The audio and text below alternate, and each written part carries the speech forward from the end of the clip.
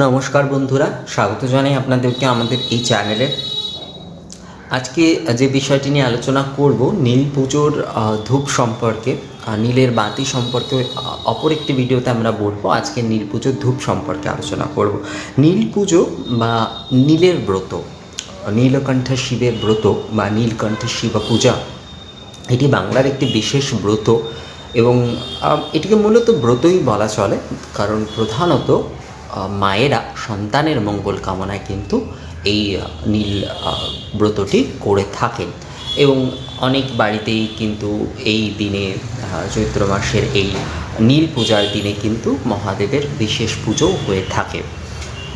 তো যাই হোক, নীল ব্রত যে বিষয়টি, এটি বাংলার একটি অবিচ্ছিন্ন বলা চলে, একটি অবিচ্ছিন্ন ব্রত বা একটি বিশেষ ব্রতই বলা চলে। কারণ দেখা যায় প্রায় প্রতি ঘরেই কিন্তু এই মায়েরা কিন্তু নীলের ব্রতটি করে থাকেন, তাদের সন্তানের মঙ্গল কামনায় তারা কিন্তু এই নীলের ব্রতটি করে থাকেন। তো নীল ব্রত ধূপ সম্পর্কে আজ বলবো। খুবই সামান্য আয়োজনের মাধ্যমে এই ধূপ দেওয়া যেতে পারে। যেমন যে পীত ধূনা রয়েছে, অর্থাৎ যে হলুদ রঙের পীত অর্থাৎ হলুদ রঙের যে উত্তম ধূনা, সেই ধূনা এবং গুগ্গুল এবং তার সঙ্গে ভীমসেনী কর্পূর ও ঘৃত সহযোগে, এই চারটি সহযোগেই যদি আমরা ধূপ দিতে পারি সেটি কিন্তু খুব উত্তম ধূপ হয়। কর্পূর, গুগ্গুল এবং ধূনা এই সবগুলি কিন্তু মহাদেবের খুব প্রিয় এবং এই চারটির মিশ্রণে যদি আপনারা মহাদেবকে ধূপ প্রদান করেন, মহাদেবকে যদি ধূপ প্রদান করেন নীল পুজোর দিন, সেটি কিন্তু সত্যি খুব উত্তম হয়। তো কর্পূর, ভীমসেনী কর্পূর এবং তার সঙ্গে আপনারা কিন্তু দশকর্মা ভাণ্ডারে গিয়ে যখন বলবেন, তখন বলবেন যে ধুনো দেবার জন্য ধুনোর সঙ্গে গুগ্গুল এবং ভীমসেনী কর্পূর দিতে। ভীমসেনী কর্পূরটা কিন্তু আলাদাই আপনারা পাবেন এবং ওটা কিন্তু আলাদা করে অনেকেই এখন যেরকম বক্স কেনেন বা প্যাকেট কেনেন, সেটি পাওয়া যায়, বেশ কিছু কোম্পানির ভীমসেনী কর্পূরও পাওয়া যায়, কিন্তু সাধারণত দশকর্মা ভাণ্ডারে কিন্তু ওটা এমনি অর্থাৎ লুজ সেই অর্থে বিক্রি হয়।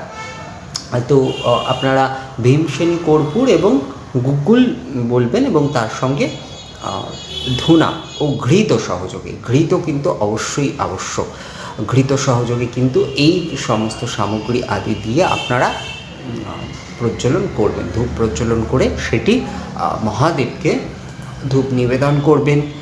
ধূপ আরাত্রিক করতে পারেন এবং ধূপ ভোগ হিসাবেও মহাদেবকে কিন্তু ধূপ ভোগ অর্থাৎ ধূপ নৈবেদ্য হিসাবেও কিন্তু মহাদেবকে সেটি নিবেদন আপনারা করতে পারেন। ধূপ নৈবেদ্যে যখন আপনারা ধূপ নৈবেদ্য হিসাবে যদি প্রদান করে থাকেন, সেক্ষেত্রে আপনারা ঘৃত এবং মধু দুটি আপনারা ব্যবহার করতে পারেন। এক্ষেত্রে আমি আপনাদের একটি কথা বলে দিই যে মধু আদি কিন্তু কখনোই, এই যে গুগ্গুল, ধূনা, কর্পূর এগুলোর সঙ্গে কিন্তু কখনোই মধু বা ঘি কিন্তু একবারে মিশিয়ে নেবেন না। ঘৃত হচ্ছে যখন প্রজ্বলন করলেন আপনি ধূপাগ্নি, তার মধ্যে ঘৃত দিন, তারপরে সামগ্রী আদি দিয়ে তারপরে তার মধ্যে ঘৃত এবং মধু আপনি আচমনি করে বা যে কুশি করে আপনারা দিতে পারেন। অল্প যতটুকুনি প্রয়োজন, আপনার ধনুচি আকার যেটুকুনি যতখানি আপনি ধূপাগ্নি প্রয়োজন, অর্থাৎ ছোবড়া আদি দিয়েছেন, সামগ্রী আদি দিয়েছেন, সেই বুঝে আপনারা কিন্তু সেটি দেবেন।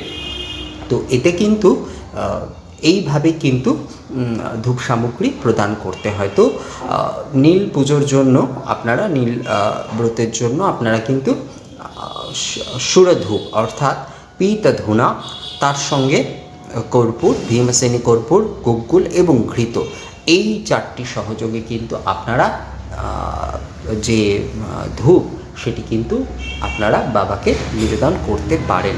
এটি আপনারা ধূপ নিবেদন অর্থাৎ সুগন্ধিত হিসাবেও নিবেদন করতে পারেন, এটি আপনারা ধূপ নৈবেদ্য হিসাবেও নিবেদন করতে পারেন এবং আপনারা আরাত্রিক আদি করবার জন্য অনেকেই কিন্তু মন্দিরে তারা পুজো দিতে যান। তো মন্দিরে যারা পুজো দিতে যাচ্ছেন, আপনারা অনেকেই, অনেকের বাড়িতেই হয়তো শিবলিঙ্গ নেই, কিন্তু আপনার বাড়িতে তো নিশ্চয়ই কোনো দেবতা রয়েছে, অর্থাৎ আপনি হয়তো লক্ষ্মীনারায়ণ পুজো করেন বা হয়তো আপনার বাড়িতে যাই যে কোনো দেবতারই আপনি আপনার গৃহদেবতা নিশ্চয়ই রয়েছে, তো আপনি মন্দিরে অবশ্যই দিয়ে আসুন। এবং বাড়িতে কিন্তু আপনি মহাদেবের নামে অর্থাৎ নীলকণ্ঠ মহাদেবের নামে কিন্তু আপনি এই ধূপটি প্রজ্বলন করতে পারেন। অনেকেই হয়তো বলতে পারেন যে মন্দিরে গিয়ে কি এইভাবে ধুনুচি ধূপ আদি প্রজ্বলন করা সম্ভব হবে? যাদের সম্ভব হচ্ছে না, আপনারা বাড়িতে করুন। বাড়িতে আপনারা ধূপ দ্বীপ প্রজ্বলন করে আরাত্রিক করুন, তাতে কোনো সমস্যা নেই।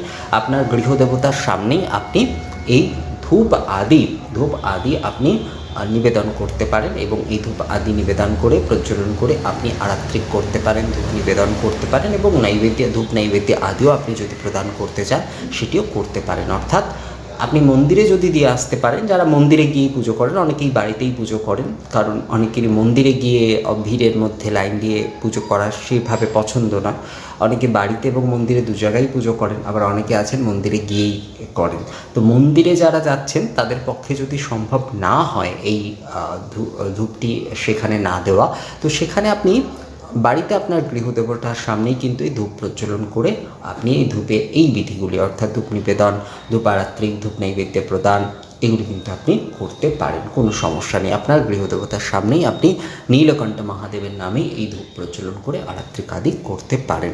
তো এই ধূপের মধ্যে আপনাকে পীত ধুনা নিতে হবে, অর্থাৎ হলুদ যে ধুনা, উত্তম ধুনা, সেটি আপনাকে নিতে হবে। তার সঙ্গে আপনাকে গুগ্গল নিতে হবে, ভীমসেনী কর্পূর নিতে হবে এবং ঘৃত। এই চারটি সহযোগেই কিন্তু আপনাকে ধূপ প্রজ্বলন, ধুনুচি ধূপ প্রজ্বলন, যজ্ঞে ধূপ প্রজ্বলন করে মহাদেবের কিন্তু পুজো করতে হবে নীল পুজোর দিন। এটি কিন্তু খুবই উত্তম ধূপ এবং মহাদেবের এটি খুবই প্রিয় ধূপ। কর্পূর এবং গুগ্গল আদি সহযোগে যখন মহাদেবকে ধূপ করা হয় সেটি খুবই উত্তম ধূপ হয়। তো এই ধূপটি আপনারা নীল পুজোর দিন কিন্তু অবশ্যই নিবেদন করতে পারেন। তো এই ভিডিওটি আপনাদের কেমন লাগলো আমাকে কমেন্ট করে অথবা মেল করে জানাতে পারেন। পরবর্তী আবারও আরেকটি ভিডিওতে আপনাদের সঙ্গে কথা হবে। ততক্ষণের জন্য নমস্কার।